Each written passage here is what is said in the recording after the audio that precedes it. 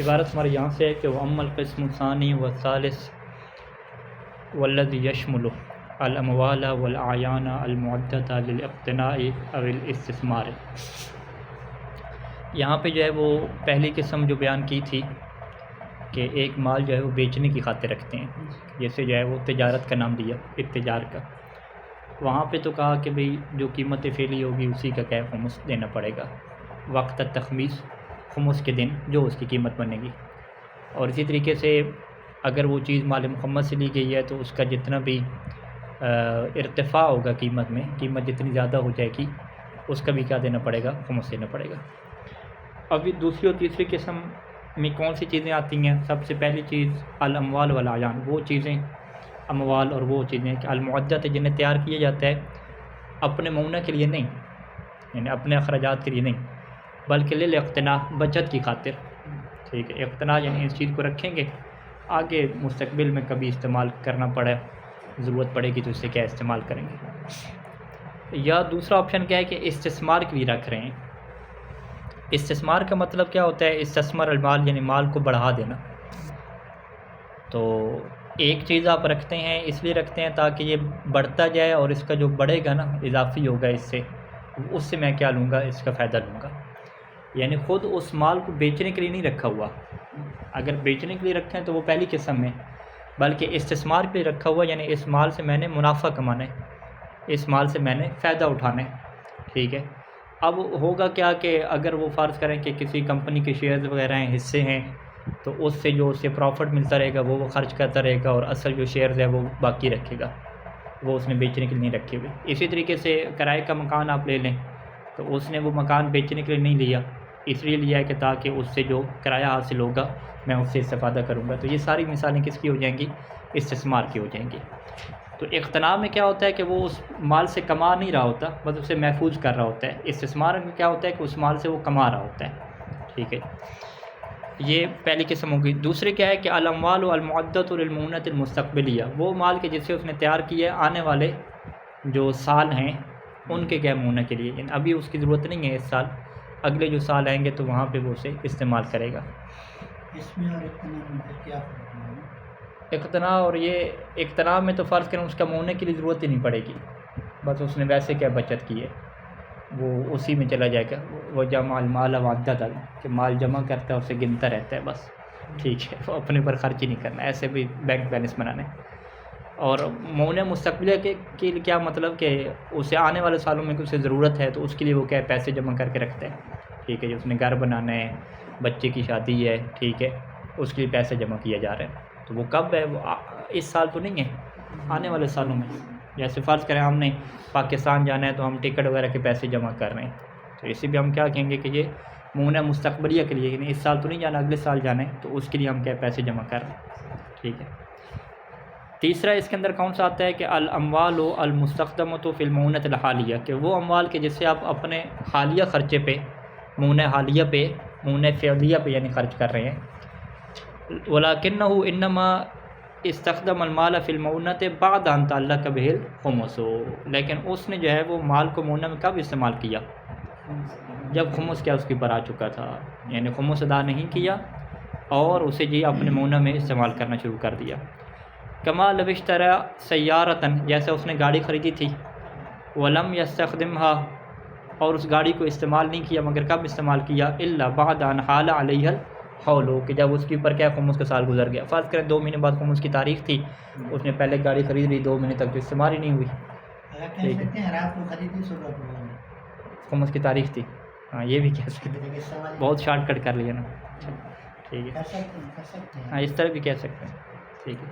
یعنی خمس کی تاریخ جب آ گئی اور استعمال نہیں ہوئی تو پھر تو خمس دینا پڑتا ہے، تو اس نے جو ہے ہاں وہی صاحب المہینہ ہو، یعنی یہ جو حال علیہ الحول کہتے ہیں نا، سال گزر جائے، دونوں کو شامل ہوتا ہے۔ صاحب المہینہ کا سال گزر جائے یعنی خمس کی تاریخ آ جائے، جو صاحب المہینہ نہیں ہے اس کا سال گزر جائے، کیا مطلب یعنی پورا سال گزر جائے۔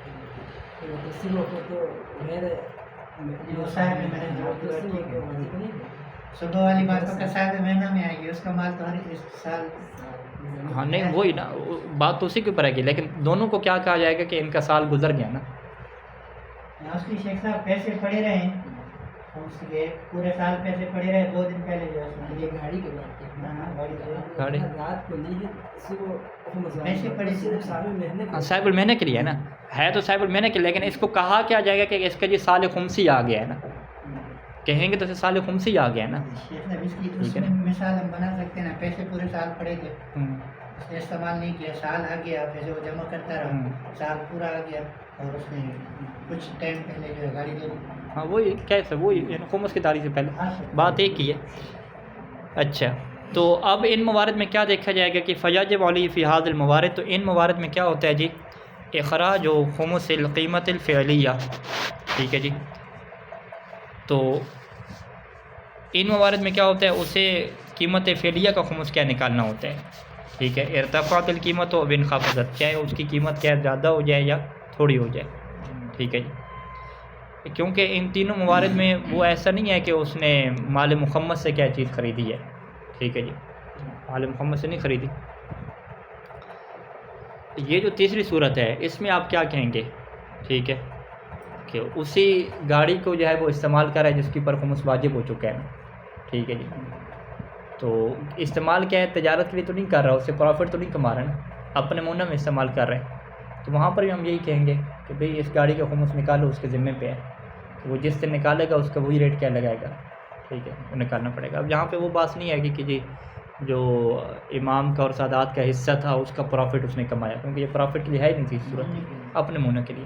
ٹھیک ہے، سواء مالکہ بغیر شراء، اب چاہے جو ہے وہ ان چیزوں کا مالک بنا تھا بغیر شراء، بغیر خریدے، اور مالکہ بشراء، یا خریدنے کے ذریعے سے مالک بنا لیکن میں نے 4 سنت شراء، وہ سال کے جو اربعات ہیں اسی سے اس نے خریدا. ٹھیک ہے جی، تو ان تمام صورتوں میں ہم کیا قانون دیں گے کہ بھئی جو خمس کی تاریخ پہ اس کی قیمت بنتی ہے، یعنی جس دن آپ خمس نکالیں گے، فرض کریں وہ لیٹ خمس نکال رہے ہیں، تو جس دن وہ خمس نکالے گا اس دن جو اس کی قیمت بنے گی اسی کا کیا خمس نکالنا ہوگا. وہ یہ نہیں کہے گا کہ جی میں نے اس کو خریدا تو سستے میں تھا. ٹھیک ہے، یہاں پہ خریدنے والی بات نہیں ہے کہ ہاں ایک صورت ہے جہاں پہ خریدنے والی بات آ سکتی ہے جو اوپر ذکر نہیں ہے. وہ کون سی ہے کہ نعم لو کان قد اشتراها من 4 سنین الماضیہ، کہ اگر اس نے وہ چیز خریدی ہے جی گزشتہ سالوں کی بچت سے، والتی یعنی وہ ارباح کے حال علی الحول جس کے اوپر خمس کا سال گزر جاتا ہے، یعنی بیان حال الحول علی المالک کہ مال کے اوپر خمس کا سال گزر گیا، ولم یخرج خمسہ، اور اس نے اس کو خمس نکالی نہیں ہے، ثم اشترا بہ العینہ، پھر اس کے ذریعے سے اس نے کیا خرید لی جی، عین خرید لی. تو اب یہ بے کون سی ہو رہی ہے؟ عام طور پہ بے کلی فی ذمہ ہوتی ہے. ٹھیک ہے، جب بے کلی فی ذمہ ہوتی ہے تو اب ہم کیا کہتے ہیں کہ وہ اس چیز کا مالک بن گیا، لیکن وہ مال جس کے اوپر خمس واجب تھا چونکہ اس نے وہ لگا دی ہے اپنے، وہ جو کلی اس کے ذمے پہ آیا تھا اس کی قیمت ثمن کو ادا کرنے کے لیے، وہ اس نے پیسہ دے دیا، تو اب وہ اس پیسے کے خمس کا کیا رہے گا، ضامن رہے گا، یعنی اس کی گردن پہ رہے گا. اب ہم کیا کہیں گے کہ جی گاڑی اس نے خریدی تھی کتنے میں، یہ 10 لاکھ میں، اور ابھی جب وہ خمس نکالنا چاہ رہا ہے تو گاڑی کی قیمت کیا ہے، 15 لاکھ ہے، ریٹ اس کا بڑھ چکا ہے. 8 لاکھ ہو گیا. ٹھیک ہے، گھٹ گئی قیمت. یا قیمت کم ہوگی، تو اب ہم کیا کہیں گے، نہیں معیار کیا ہے کہ وہ جو اس نے 10 لاکھ کی خریدی تھی نا اسی 10 لاکھ کا خمس نکالے. اب گاڑی کی قیمت بڑھ گئی ہے، تھوڑا ہو گیا، اس کو نہیں دیکھا جائے گا. کیوں؟ کیونکہ وہ جو 10 لاکھ اس نے لگا دیا ہے اس کے اندر خمس واجب تھا، وہ اس کی گردن پہ کھڑا ہوا ہے. ٹھیک ہے جی، تو اس صورت میں کیا کہتے ہیں، فیاجب علیہ، تو اس کے اوپر واجب ہے کہ اخراج و خمس قیمت شراء، کہ جس قیمت میں اس نے وہ گاڑی خریدی تھی اسی کا کیا ہے وہ خمس نکالے گا. ٹھیک ہے جی، اس کے نیچے حاشیہ ہے جی، انما یاجب اخراج و خمس راس المال، راس المال یہی قیمت شراء ہوتی ہے. ٹھیک ہے، قیمت شراء کو کیا کہتے ہیں، راس المال، یہ میرا اصل جو مال لگا ہے اس چیز کے اوپر.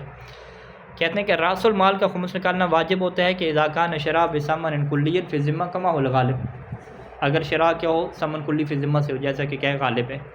یعنی اس کی کیا مثال بنانے کہ اس نے ایجار کا گھر خریدا تھا ایسے پیسوں سے جس پیسوں کے اوپر خمس واجب ہو چکا تھا، تو ابھی ایجار کے گھر کی قیمت زیادہ ہے، تو یہاں پہ ارتفاع کے اوپر خمس نہیں آئے گا. ارتفاع کے اوپر خمس کب آتا تھا کہ جب وہ گھر بیچنے کے لیے ہو، تجارت کے لیے ہو، لیکن ابھی گھر کیا ہے، استثمار کے لیے. ٹھیک ہے، تو لہٰذا ارتفاع کے اوپر خمس نہیں آئے گا، بلکہ وہی جو پیسہ اس نے لگا دیا ہے اسی قیمت شراء کے اوپر ہی کیا ہوگا جی، خمس ہوگا. کیوں؟ کیونکہ بے کیا ہوتی ہے، کلی فی ذمہ ہوتی ہے. گھر اکثر شخصی نہیں ہوتی. ہاں گھر اکثر شخصی نہیں ہوتی. نہیں، گھر شخصی ہوتا ہے جو پیسہ دیا جاتا ہے، پیسہ ٹھیک ہے، سمن کی بات ہو رہی ہے. یکسی ہوتا ہے ہاں کیونکہ ہم تو اسی سمن کو دیکھ رہے ہیں نا. ٹھیک ہے، ہم تو سمن کو دیکھ رہے ہیں کہ بھی سمن جو اس نے لگائی ہے وہ ایسا پیسہ دیا جس کے اندر خمس واجب ہو چکا تھا. گھر کے بدلے میں گھر دے. ہاں پھر وہ اور بحث آ جائے گی. ٹھیک ہے، وہ آپ کی بات ٹھیک ہے، وہ پھر شخصی ہو جائے گی. وہ پھر وہ دوسری صورت یہ ہو جائے گی. واما لوکان شراء بثمن شخصی، اگر شراء کیا ہو ثمن شخصی میں، جیسے کہہ رہے ہیں کہ جی اس نے ایک اور گھر کیا قیمت کے طور پہ دیا. ٹھیک ہے، ایک اور اپنا گھر تھا، اس کو قیمت اس نے قرار دیا باقاعدہ. تو یہ گھر کو قیمت اگر قرار دیں گے تو وہ ثمن شخصی ہوگا نا. ٹھیک ہے، وہ تو کلی گھر تو نہیں ہوتا، گھر تو معین کیے جاتے. تو اس صورت میں پھر نتیجہ کیا نکلے گا کہ اس گھر کے اوپر خمس واجب ہو چکا تھا اور اس گھر کو اس نے ثمن شخصی قرار دیا، تو اب خمس کس میں منتقل ہو جائے گا؟ اس عین میں منتقل ہو جائے گا. اس نے جو دوسرا گھر لیا اس میں کیا منتقل ہو جائے گا. تو اب وہاں پہ قانون کیا چلے گا؟ وہ قیمت شراء والا قانون نہیں چلے گا، بلکہ وہاں پہ قانون کیا چلے گا کہ اب وہ قیمت فعلیہ کا کیا خمس نکالے، یعنی خمس کے دن اس کی جو بنتی ہے قیمت اسی کا کیا خمس نکالے گا. ہاں تو دونوں ہو جائے نہیں، بلکہ کم والی تو ضامن ہو جائے گا نا، کیونکہ خمس واجب ہو چکا تھا نا گھر میں اس کی. ہاں نہیں، بلکہ کم والی میں، ہاں کم والی میں کیا کہیں گے، ہاں بلکہ اس کا ضامن تو ہوگا کم والی کا. ہاں بالکل ایسی، یعنی خمس کی تاریخ آ گئی تھی اور اس نے خمس نہیں نکالا، بعد میں اس کی قیمت کیا کم ہوگی تو وہ اس کا ضامن ہوگا. جی وہ جو نقص آ رہے ہیں اس کا خمس نکالنا پڑے گا. احتیاط واجب ہے یا فتوی ہے. اچھا یہ وہ جو احتیاط واجب ہے صحیح سارے جو پیچھے گزری ہے وہ ہے کہ ریٹ بڑھ کے کم ہو گیا، اس کی بات تھی. ریٹ ایک دفعہ بڑھنے کے بعد پھر برابر ہو گیا. ٹھیک ہے، یہ جو بڑھ کے خمس کی تاریخ ہے ریٹ بڑھا ہوا تھا، بیچا رہی ہیں، پھر کم ہو گیا، اس کی بات تھی. ابھی تو بات کیا ہے کہ اس عین کے اندر خمس واجب ہو چکا تھا اور اسی جس عین میں واجب ہوا تھا وہ تھوڑا ہو گیا. ٹھیک ہے، یہ تو پھر فتویٰ ہونا چاہیے نا، یہاں پہ اسی سے ضامن ہونا چاہیے بھئی اس نے سادات کا سزایا کر دیا ایک طرح سے. ٹھیک ہے. اچھا اگلا جو عنوان ہے کہ تحول المال المتعلق للخمس من نوع الى نوع آخر، کہ وہ مال جس کے اوپر خمس ہوتا ہے اس کو انسان کیا چینج کر دیتا ہے نا، ایک نوع سے دوسری نوع. ٹھیک ہے جی، یہ جو بے شخصی ہو رہی ہے یہ بھی چینجنگ کرنا ہے نا. بے شخصی میں کیا ہے کہ جس مال کے اوپر خمس ہوا تھا وہ اس نے اس کے بدلے میں کیا ہے دوسرا گھر لے لیا، یہ بھی تبدیل کرنا ہو گیا. ٹھیک ہے. اچھا یہ منہاج کے انہوں نے یہاں پہ حوالہ دیا ہے، اس کو ہم پڑھ لیتے ہیں منہاج کے مسئلے کو، تو یہ سارا کیا ہے اس میں واضح ہو جائے گا. منہاج الصالحین کا 1238 جو ہے وہ مسئلہ ہے، اور میری کتاب کے مطابق جو نیا نسخہ ہے صفحہ نمبر 448 ہے.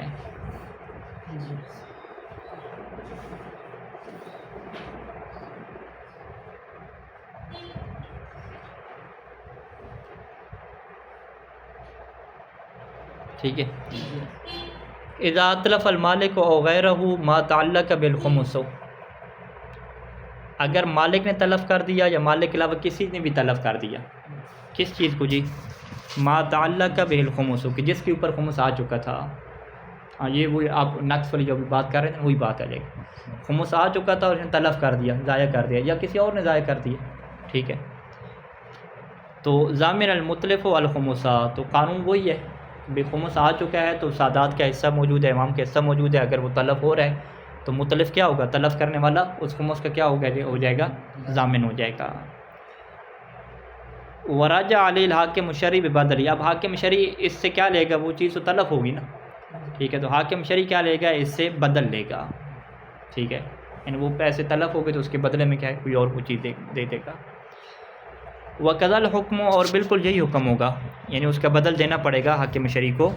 حاکم شرعی یعنی اس سے مطالبہ اگر کرے تو اس کا بدل لے گا. کہ اذا دفعه المالک الى غیرہ، کہ اگر اس نے کیا ہے مالک نے اس چیز کو دے دیا غیر کو، جس کے اوپر خمس واجب تھا وہ چیز مالک نے کیا غیر کو دے دی. کیوں دے دی؟ یہ وفاء لدین، اس نے اپنے دین کی جائے وفاء کے لیے. کہاں پہ؟ وہ کلی فی ذمہ میں آپ کہتے ہیں نا. اس نے کیا کہا کہ اس کا 1 لاکھ روپیہ میں لوں گا، اس نے گردن پہ لے لیا کہ ٹھیک ہے جی 1 لاکھ میں آپ کو دوں گا. اسے بھی دین ہی کہتے ہیں. ٹھیک ہے، اگرچہ اصطلاحی معنی میں نہیں کہتے، لیکن آپ فقی معنی میں، فقی تعبیر میں کیا کہتے ہیں، اسے دین کہتے ہیں. اس نے ذمہ پہ دین لے لیا. ٹھیک ہے، یعنی عرفی معنی میں دین نہیں کہتے، فقی معنی میں سے دین ہی کہتے ہیں، ٹھیک ہے۔ تو اب یہاں پہ کیا ہوگا کہ اس نے یہ پیسہ کیا ہے جس کے اوپر خمس متعلق تھا، یہ اس نے اس کی قیمت کے طور پہ دے دیا، یعنی اپنے دین جو ذمے پہ تھا نا اس کو اتارا، ٹھیک ہے۔ تو یہ اس کا بھی یہی حکم ہے کہ وہ اس کا ضامن ہوگا، ٹھیک ہے۔ او ہبتاً، یا اس نے یہ پیسہ کیا ہے جی آگے ہبہ کر دیا، یا گھر کے اوپر خمس واجب تھا، گھر آگے ہبہ کر دیا، یا کیا ہے او عوضاً لمعاملۃ، یا اس کو کیا ہے یہ معاملے کا عوض قرار دیا، یعنی شخصی والا، یعنی وہی گھر کے اوپر جو خمس تھا اس کو اس نے عوض قرار دیا ایک معاملہ کے لیے، تو فإنہ ضامن للخمس، تو اس صورت میں کیا ہے یہ اس کے خمس کا کیا رہے گا، ضامن رہے گا، ویرجع الحاکم علیہ ببدلہ، اور حاکم کیا ہے اس کے بدل کے ذریعے سے کیا ہے اس کے اوپر رجوع کرے گا۔ ولا يجوز الرجوع علی، اور اس بندے کے اوپر رجوع کرنا جائز نہیں ہے کہ من انتقل الیہ المال ہو، کہ جس کی طرف یہ مال منتقل ہوا ہے، کون سا مال جس کے اوپر خمس ہے، جس کے اندر خمس ہے، کس کی طرف منتقل ہوا ہے، جس کی طرف منتقل ہوا ہے اس سے حاکم شرع مطالبہ نہیں کر سکتا، کب اذا کان مومنا، اگر وہ کیا ہو مومن ہو، کیوں؟ کیونکہ اس کے لیے کیا ہے حلال ہے نا، اہل بیت نے نے حلال قرار دیا ہے کہ وہ مال آپ کے لیے حلال ہے۔ تلف والی صورت میں جو ہے کر سکتا ہے کس میں؟ تلف والی صورت میں، ہاں تلف والی صورت میں، اگر تلف کرے تو وہ تو جو بھی تلف کرے اس میں رجوع کر سکتے ہیں، ٹھیک ہے۔ اچھا، اب یہاں پہ ایک اور بحث آتی ہے کہ اذا کان ربحہ حبا، کہ اگر اس کا جو رب ہے وہ کوئی دانہ ہے، ٹھیک ہے، ہاں گندم ہے، چاول ہے، اب اس نے اسے تلف نہیں کیا بلکہ کیا کیا، فبذرہ، اس نے اسے زمین میں کیا بو دیا، فصار زرعا، اب وہ کیا ہوگی زراعت ہوگی، یعنی فرض کریں 10 کلو گندم تھی، 10 کلو گندم کیا اس نے بو دی، اب کیا اس کے اوپر تلف والا حکم جاری ہوگا، ٹھیک ہے، یا تلف والا حکم جاری نہیں ہوگا، ٹھیک ہے۔ تو آپ کو کیا لگتا ہے اس نے تلف کیا ہے 10,000 دانہ، 10 کلو دانہ بڑھا دیا ہے، بڑھا دیا، تلف نہیں کیا نا، بڑھا دیا، تو لیکن وہ دانہ تو بڑا نہیں ہے نا، وہ تلف ہو گیا نا، وہ تو ختم ہو گیا مٹی کے اندر، اس سے تو پتا نہیں اس سے پتہ نکلا، اچھا وہ بڑھ گیا، اچھا، یعنی وہ دانہ کیا اس نے تلف نہیں کیا بلکہ اس دانے کو کیا اس نے اور دانوں میں کیا کنورٹ کر دیا ہے، تو وہ والا دانہ بھی پھر اس کے اندر موجود ہے، یعنی 10 کلو گندم کی بجائے ابھی کیا ہے 20 کلو فرض کریں گندم ہوگی، 100 کلو ہوگی، ٹھیک ہے، جو 100 کلو جو گندم ہوئی ہے اس کے اندر وہ 10 کلو بھی موجود ہے، یہ واحد صورت ہے جس میں زکوٰۃ بھی آئے گی، خمس بھی آئے گی۔ اچھا، تو اب صحیح ثانی کیا فرماتے ہیں کہ واجب خمس الزرع لا خمس الحب، کہ حب کو ابھی چھوڑیں، حب والا کام کیا ختم ہو گیا، ٹھیک ہے، اب کس کا آپ خمس ہیں جی، زراعت کا خمس دیں، لا خمس الحب، دانے کا خمس نہ دیں، ٹھیک ہے۔ تو ہم کیا کہیں دانے کا خمس کیوں نہیں دے رہے، دانہ تلف ہو گیا، خمس ہونا چاہیے، ہم کہیں گے نہیں، دانہ جو ہے وہ زراعت میں کیا کنورٹ ہو گیا، تبدیل ہو گیا ہے، اس کو کیا کہتے ہیں تحول کہتے ہیں، کہ مال متعلق اس نے دوسری چیز میں کیا تبدیل کر دیا، تو یہ والی تبدیلی ہے، ٹھیک ہے۔ تو تبدیلی کی صورت میں جو نیا مال آیا اس کے اندر بھی کیا خمس واجب ہو جاتا ہے، یعنی اس کے پاس دینار تھے، دینار کو اس نے ڈالر میں تبدیل کر دیا، پھر بھی ڈالر کے اندر کیا خمس آ جائے گا، ڈالر کو کسی اور چیز میں تبدیل کر دیا، جتنی تبدیل کرتا جائے تو خمس کیا ہے جس چیز میں تبدیل کرے گا اسی کے اندر کیا آتا جائے گا، ٹھیک ہے۔ وَإِذَا كَانَ بَيْضًا، اگر کیا ہے وہ انڈا تھا، یعنی انڈے کے اوپر کیا خمس واجب تھا، فصار دجاجا، انڈا وہ کیا بن گئی جی، دجاج چوزہ بن گئی، پھر وہ مرغی بن گئی فرض کریں، تو واجب علیہ خمس الدجاج، تو اس کے اوپر اسی مرغی کا کیا خمس نکالنا ہوگا، لا خمس البیض، وہ انڈے کے کیا خمس کو نہیں دیکھے گا کیونکہ انڈا کیا مرغی بن چکا ہے۔ اسی طریقے سے تیسری مثال کہ اذا کان الرب اغصانا، کہ اس کا رب کیا تھی، ٹہنیاں تھیں نا، درخت کی ٹہنیاں، فغارسا، اس نے ٹہنیوں کو کاٹ کے کیا ہے زمین پہ لگا دیا، فصارت شجرا، اور وہ کیا بن گئی، درخت بن گئی، تو واجب علیہ خمس الشجر، تو اس کے اوپر کیا ہے اسی درخت کا خمس ہوگا، نہ کہ جب ٹہنی کا خمس ہوگا، پیوند کاری کہتے ہیں، ہاں پیوند کاری۔ وہاں کذا، اسی طریقے سے جو بھی تحویل والی صورتیں ہیں، یعنی جس مال کے اوپر خمس ہوتا ہے اگر اسے چینج کرتے جائیں گے تو جس چیز میں وہ چینج ہوگا اسی چیز کی کیا قیمت کو معیار قرار دیا جائے گا، ٹھیک ہے جی، بشرطے کہ اس کی قیمت کیا تھوڑی نہ ہو جائے، اگر اس کی قیمت تھوڑی ہو جاتی ہے، نقص ہو جاتی ہے، تو اس کو وہ ضامن تو ہوگا، ٹھیک ہے، واضح۔ اب یہی جو ہے وہ رافض میں آ جائیں تو اسی مسئلے کو کیا ہے وہ یہ ٹہنیاں استعمال کر سکتے ہیں، ہاں ٹہنیوں جو اپنے مسئلے ہے صرف شجر پہ ہے تو ٹہنیاں ہم استعمال کر سکتے ہیں، ٹہنیاں تو درخت بن گئی نا، رہی کدھر ہے، اپنی کاٹ کاٹ کے لگاتے ہیں، ٹہنی کاٹ کے زمین کے اندر لگائی، وہ ٹہنی موٹی ہو کے درخت بن گئی نا، آپ اسی درخت کو آپ استعمال کریں گے نا، ٹھیک ہے، تو وہ نہیں کر ہاں ہاں وہ تو نہیں کر سکتے کیونکہ خمس اس کے اندر ہے نا، متعلق ہے خمس، ٹھیک ہے، درخت سے ہی خمس آ جائے گا، درخت پہ پورے درخت پہ خمس آ چکا ہے، جب درخت کے اوپر خمس آ گیا ہے تو اس کا مطلب کیا ہے کہ درخت کو بھی استعمال نہیں کر سکتے. تو ٹہنی پر خمس نہیں ہے کہ کیا نہیں ٹہنی کے اوپر خمس تھا نا، نہیں یہاں درخت خمس ہے. ٹہنی کے اوپر خمس نہیں ہے کیونکہ ٹہنی ہے نہیں نا ہمارے پاس، بچی سالو بنتفع موضوع ہے نا. اسی سے بات ہاں ٹہنی درخت کی صورت میں ہے نا. ہاں ادھر جو مراد ہے وہ ٹہنی کا خمس نہیں دے گا بلکہ پورے درخت کا دے گا، یعنی اضافے کے ساتھ دے گا. ہاں یعنی ٹہنی کا بھی خمس ہو گیا نا ایک طرح سے. اس میں بات ہے. ہاں یعنی اصل ہم صحیح ثانی کیا فرما رہے ہیں کہ یہ ٹہنی کے خمس نہیں دے گا، انڈے کا نہیں دے گا، دانے کا نہیں دے گا. تو آپ کیا کہہ رہے ہیں کہ کیونکہ ابھی دانہ کیا ہے وہ دانا ہی نہیں دانہ ہی نہیں رہا نا، اور چیز بن گیا. بچہ پیدا ہو گیا. ہاں اگر آپ اسے سمجھنے کے لیے کہنا آپ کہتے ہیں ہاں وہ دانے کا خمس بھی ادا ہو رہا ہے ایک طرح سے، ٹھیک ہے، ایک طرح سے انڈے کا خمس بھی ادا ہو رہا ہے کیونکہ اب انڈا کیا ہے مرغی میں کنورٹ ہو چکا ہے، بڑھ گیا. وہ ادا ہو رہا ہے، ٹھیک ہے. یعنی وہ یہ نہیں ہے کہ وہ معاف ہو گیا ہے، وہ ادا ہو رہا ہے بلکہ زیادہ ادا ہو رہا ہے نا ایک طرح سے. اچھا لو ربح المکلف و حبًا، اگر مکلف کو جائے وہ حب کا رب ہوا دانے کا، یعنی دانہ اس نے حاصل کیا اور اس نے اس کا خمس نہیں نکالا، فبذرہ اس نے بو دیا اور وہ زراعت ہو گئی، فہل یجب خمس البذر ام الزرع. اسی طریقے سے اس کا رب کیا تھی، اغصان تھی اور اس نے اسے بو دیا اور درخت بن گئی، تو کیا اغصان کا خمس ہوگا یا درخت کا ہوگا؟ ٹھیک ہے جی.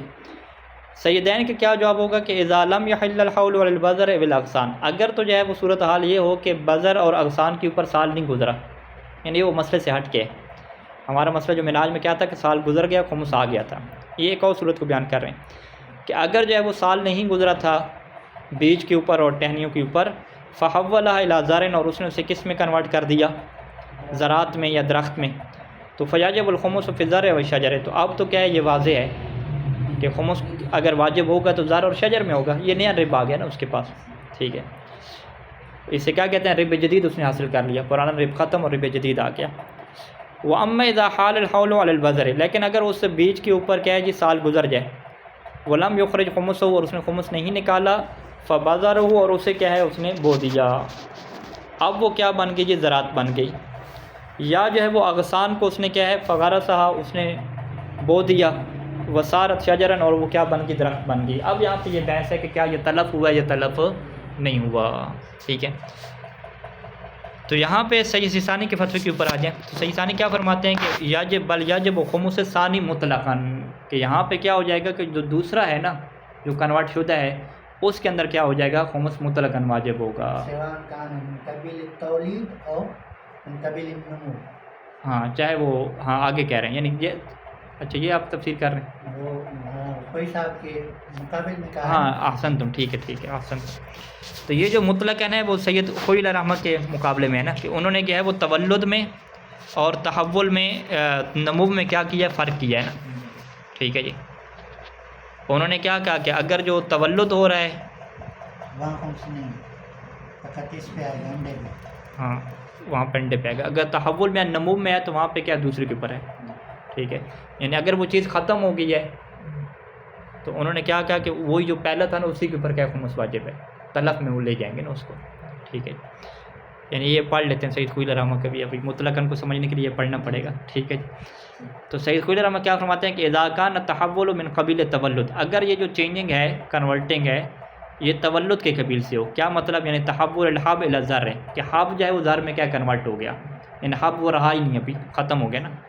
یہ تحول البیض الی الدجاج، جو انڈا ہے وہ دجاج میں کنورٹ ہو گیا، انڈا وہ رہا ہی نہیں ہے، تو یہاں پہ کیا ہے یہ تلف کے حکم میں چلا جائے گا. تو واجب خمس الاول، تو یہاں پہ کیا ہے اسی بیج کا اور اسی انڈے کا کیا خمس واجب ہوگا، یعنی اے حل اول بیس، ٹھیک ہے. جو نئی چیز ہے اس کا خمس واجب نہیں ہوگا، اس کو پھر دیکھیں گے کہ جو نئی چیز حاصل ہوئی ہے اس کے اوپر اگر وہ رب جدید ہو جائے گا، ٹھیک ہے. اور اگر تحول کیا ہو من قبیل نمو ہو، نمو میں کیا ہوتا ہے وہ چیز اصل میں باقی رہتی ہے اور موٹی ہو جاتی ہے، جیسے اغصان کیا ہے شجر میں کیا کنورٹ ہو جائیں، تو پھر وجب خمس ثانی. تو یہاں پہ کیونکہ وہی اغصان ہے، وہی ٹہنی ہے، وہ موٹی ہو گئی ہے، تو اسی ٹہنی کے کیا خمس دیں گے، یعنی اسی درخت کے کیا خمس دیں گے، ٹھیک ہے. پیمان کاری میں ایسے ہی کہتے ہیں، واضح انشاءاللہ. تو سید ثانی کیا فرماتے ہیں کہ نہیں، ان دو صورتوں میں کوئی فرق نہیں ہے مطلقاً، چاہے وہ تولد کے قبیل سے ہو یا نمو کے قبیل سے ہو، مطلقاً جو آپ نے خمس دینا ہے وہ دوسری چیز کا دینا ہے، پہلے والے کا کیا ہے خمس یہاں پہ نہیں ہوگا. یعنی نہیں ہوگا، یہ تعبیر ایسے ہے کیونکہ وہ ہے نہیں، لیکن دقت میں دیکھیں تو اس کا خمس بھی کیا ادا ہو رہا ہے، یعنی آپ نے زراعت، دجاج اور شجر کا کیا ہے خمس دینا ہے۔ ٹھیک ہے جی، ایک اور مسئلہ پڑھ لیتے ہیں، میرے خیال ٹائم ہے۔ کیف تحسب القیمت الفعلیہ للعین، ابھی یہاں پہ سوال ہے کہ عین کی آپ نے کیا ہے کہ قیمت فعلی نکالنی ہے، یعنی جو خمس کے دوران جس وقت آپ خمس نکالنا چاہ رہے ہیں اسی وقت کیا اس کی قیمت آپ نے نکالنی ہے۔ تو یہ قیمت کیسے جو ہے وہ نکالی جائے، اس کا طریقہ کار کیا ہے؟ ٹھیک ہے، تو طریقہ کار کیا ہے کہ آپ دیکھیں کہ بھی اس چیز کو آپ کتنے میں بیچ سکتے ہیں، تو جتنے میں وہ چیز بک سکتی ہے وہی کیا ہو جائے گا، معیار ہو جائے گا۔ عندما نرید و اخراج خمس العین بقیمت الفعلیہ، جب ہم چاہ رہے ہیں کہ کسی بھی عین کا خمس نکالیں اور قیمت فعلیہ سے نکالیں، فکیف نحسب قیمتها، ہم اس کی قیمت کا کیسے حساب کریں گے؟ ام نحسبها بحسب ما تباع فی السوق، یا کیا ہم اس کا یہ حساب کریں گے کہ وہ بازار میں کیسے بیچی جاتی ہے، یا جو ہے وہ محلے میں کیسے بیچی جاتی ہے، گھر میں کیسے بیچی جاتی ہے، کون سا جو ہے وہ ریٹ اس کا معیار ہوگا؟ اچھا، تو سیدان کیا فرماتے ہیں کہ تحسب قیمت العین بقیمت الحالیہ، عین کی جو قیمت کا حساب کیا جاتا ہے حالیہ قیمت سے۔ حالیہ قیمت سے کیا مطلب ہے کہ وہی عندہ، کہ جب وہ چیز اس کے پاس ہو، ٹھیک ہے، وہ چیز کیا ہے، یہ نہیں ہے کہ آپ کہیں کہ وہ چیز جو ہے وہ دبئی کے جو بڑا مارکیٹ ہے وہاں پہ پڑی ہوئی ہو تو اس کا کیا ریٹ لگے گا، یا وہ چیز جو ہے جو بڑی مارکیٹ ہے وہاں پہ پڑی ہوئی ہو اس کا کیا ریٹ لگے گا، نہیں، ہم کیا کہیں گے وہی عندہ، وہ جو عین ہے یہ اسی کے گھر میں اسی کے پاس موجود ہو، تو اب کیا اس کا ریٹ لگایا جائے؟ بما لہا من الخصوصیات، آپ دیگر خصوصیات کو دیکھ لیں، وقت تخمیس کے وقت دیگر خصوصیات دیکھ لیں کہ یہ چیز پرانی ہوگی یا نہیں ہوگی یا کیا اس کے حالات ہیں، تو وہ کیا آپ ریٹ لگائیں گے۔ وہاد القیمہ، اور یہ جو قیمت ہے نکلے گی کبھی کیا ہوگی، قد تکون مساویۃ قیمت السوق، کبھی ہو سکتا ہے کہ مارکیٹ ریٹ کے برابر ہو، کہ اگر یہ چیز کیا ہے آپ بازار میں رکھتے تو بھی کیا یہ ریٹ لگنا تھا، ابھی گھر میں بیچ رہے ہیں تو بھی یہ ریٹ لگے گا، ٹھیک ہے۔ وقد تکون اقل من قیمت السوق، اور کبھی ہو سکتا ہے کہ یہ بازار کی قیمت سے کیا تھوڑے میں ملے، کیونکہ بازار میں کیا ہوتا ہے دکان کا کرایہ وغیرہ ہوتا ہے تو اس کی وجہ سے چیزیں کیا مہنگی بکری ہوتی ہیں، اور گھر والے جو چیز گھر میں بیچ رہے ہوتے ہیں وہ چیز کیا سستی بکری ہوتی ہے، تو یہ یعنی عام طور پہ ہو سکتا ہے کہ ممکن ہے کہ بازار ریٹ سے کیا ہو یہ چیز تھوڑی میں کیا بکے۔ وہذا یختلف باختلاف العین و خصوصیات، اور یہ چیز کیا ہے خود جو چیز ہے نا اس کے مختلف ہونے سے، اس کی خصوصیات کے مختلف ہونے سے کیا چیز مختلف ہو سکتی ہے۔ ہاں، زمان کا ممکن ہے کہ آپ کہیں کہ یہ چیز ایسی ہے کہ چاہے بازار میں دکان پہ بیچی جا رہی ہے گھر میں بیچی جا رہی ہے، دونوں کا ریٹ ایک ہی جیسا لگتا ہے، کوئی فرق نہیں ہوتا۔ فمثلا ایک مثال دے رہے ہیں کہ لو اراد المکلف، و مکلف نے یہ ارادہ کیا کہ اخراج خمس المنزل، کہ گھر کے جو ہے وہ خمس کیا نکالے، اور گھر کا خمس کیا نکالے بقیمت الفعلیہ، قیمت فعلی کے ساتھ نکالے۔ فیحسب قیمت و بالسعر، تو اب اس کی قیمت کو وہ اسی ریٹ سے شمار کرے گا کہ الذی یشتری منہ، کہ جس ریٹ پہ وہ گھر اس بندے سے خریدا جائے گا، یشتری منہ یعنی یہ معیار ہو جائے گا کہ یہ گھر جو ہے وہ اس سے کتنے میں خریدا جائے گا، کب، لو اراد بیعہ، کہ اگر وہ اس کی بیع کا ارادہ کرے، اور یہ جو بیع کا ارادہ کیا جائے گا اس کا طریقہ کار بھی کیا ہو جائے گا، بالنحو المتعارف فی مدت العرض للبیع، کہ ایک متعارف جو طریقہ ہے کہ گھر بیچنا ہو تو اشتہار لگایا جاتا ہے، ٹھیک ہے، اور کتنے دنوں میں پھر کیا ہے وہ گاہک مل جاتا ہے عام طور پہ، ٹھیک ہے، یعنی نحو متعارف طریقہ فی مدت العرض للبیع، کہ اس کو جو ہے وہ بیع کے لیے آپ کیا کریں گے، پیش کریں گے، یعنی فرض کریں کہ گھر کے بیچنے کا یہ طریقہ نہیں ہوتا کہ آپ کہیں کہ جی ابھی میں نے بیچنا ہے مجھے ابھی خریدار چاہیے، وہ جو ابھی فوری والا خریدار ملے گا وہ تو تھوڑا ریٹ لگائے گا نا، وہ کہے گا بھی بندہ تو مجبور ہے، ٹھیک ہے، اس نے آج کے دن ہی فوراً بیچنا ہے، وہ تو تھوڑا ریٹ لگائے گا، ہم کہیں گے نہیں یہ طریقہ آپ کا کار نہیں دیکھیں گے، آپ کہیں بھائی آپ نے یہ نہیں کہا کہ یہ وقت تک تخمیس، جس دن میں خمس نکالنا چاہ رہا ہوں اسی دن کو آپ نے معیار نہیں بنایا، تو میں آج کے دن خمس نکالنا چاہ رہا ہوں، خمس کی تاریخ آ گئی ہے تو آج کے دن ہی میں نے گھر بیچنا ہے، آج کے دن کا ریٹ لگاؤ، تو اگلے تو ریٹ تھوڑا لگائیں گے نا، وہ کہیں گے بھی آج کے دن اچھا فوری بیچنا ہے، مجبور ہیں آپ، ٹھیک ہے، وہ تو تھوڑا ریٹ لگے گا، لیکن یہ والا نظام نہیں دیکھنا، ہم نے کیا دیکھنا ہے کہ بالنحو المتعارف، کہ متعارف طریقے سے اور عام حالات میں، اضطراری حالات میں نہیں، متعارف یعنی عام حالات میں جب اس گھر کو بیچا جاتا ہے تو کتنے میں بک جاتا ہے، وہ والا کیا ریٹ دیکھیں گے۔ فقط تصل قیمت و ملین ریال، تو اس کی کبھی کیا ہو سکتا ہے، اس کی قیمت کتنی پہنچے جی، 1 ملین ریال پہنچے، تو یہ کیا ہے متعارف طریقہ ہے۔ لیکن اگر غیر متعارف طریقے کی طرف جائیں، ولیکن لمن ینتظر عدۃ شہور، لیکن وہ بندہ کہ جو بہت زیادہ کیا مہینوں میں انتظار کرتا ہے، کیوں عدت شہور کا انتظار کر رہے ہیں؟ لتحصیل الزبون، تاکہ گاہک کو کیا حاصل کر سکے، کسی مہنگے والے کیا گاہک کو حاصل کر سکے. ٹھیک ہے جی. ہاں یہ اچھا، یہ اسی کے ساتھ مربوط ہو جائے گا. ہاں فقط تصل قیمته مليون ریال ولكن لمن ينتظر عدت شہور لتحصیل الزبون. تو کبھی اس گھر کی قیمت کیا ہے 1 ملین ریال بھی ہو سکتی ہے، لیکن وہ کس کے لیے ہو سکتی ہے کہ جو بہت سارے مہینے کا انتظار کرے، یعنی جس کا آپ کیا کہ بیچنے کا کوئی پروگرام نہیں ہے، بلکہ یہ دیکھ رہا ہے کہ کوئی گاہک ملے گا اچھے والا ریٹ دینے والا جو مجبور ہوگا خریدنے کے اوپر، تو اس کو کیا میں بیچوں گا. تو اس صورت میں تو ہو سکتا ہے اس کی قیمت کتنی ہو جائے، 1 ملین ریال ہو جائے. لیکن اما من یرید بیعہ بالنحو المتعارف، لیکن جو بندہ جو ہے وہ یہ والا کام نہیں کرنا چاہتا کہ جی مہنگے والے گاہک کو تلاش کرے جس کی مجبوری ہو، نہیں، وہ کیا چاہتا ہے نحو متعارف کے مطابق اس کے بیچے. فی بیع المنزل، ان بیع منزل میں جو متعارف طریقہ ہے اس کے مطابق بیچے. تو فلا تتجاوز قیمتہ 800,000 ریال، تو پھر تو کیا ہے اس کی قیمت جو ہے وہ 8 لاکھ دینار سے کیا تجاوز نہیں کرتی. تو فیخرج خمسہ فی الفرض بقیمت 800,000 ریال. تو یہاں پہ اس صورت میں کیا ہے وہ اس کے کون سی قیمت کا ریٹ نکالے گا، جو متعارف ہے، یعنی جو 8 لاکھ ریال ہے اس کا کیا ہے وہ خمس نکالے گا. اسی طریقے سے کپڑوں کی مثال لے لیں. وقذات لو کانت عنده بعض الملابس، کپڑے جو بچے کے ہوتے ہیں سال پڑے رہتے ہیں پہناتے نہیں ہیں، خواتین کے کپڑے ہوتے ہیں، ٹھیک ہے، تو وہ کپڑے کفن کی آپ مثال اسی میں لے لیں. ٹھیک ہے، اللہ واجب فی الخمس، کی جس کے اندر کیا خمس واجب ہو گیا. واراد اخراج خمس یا بقیمت الفعلیہ، اور وہ چاہتا ہے کہ اس کی قیمت فعلی کا خمس نکالے.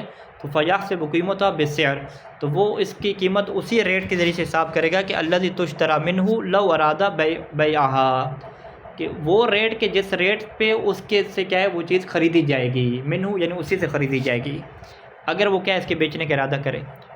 تو فقط تکون قیمتہ فی السوق 1000 ریال. فرض کریں کہ اگر یہی کپڑا بازار میں پڑا ہوتا تو اس کی قیمت کیا بنتی تھی، 1000 بنتی تھی.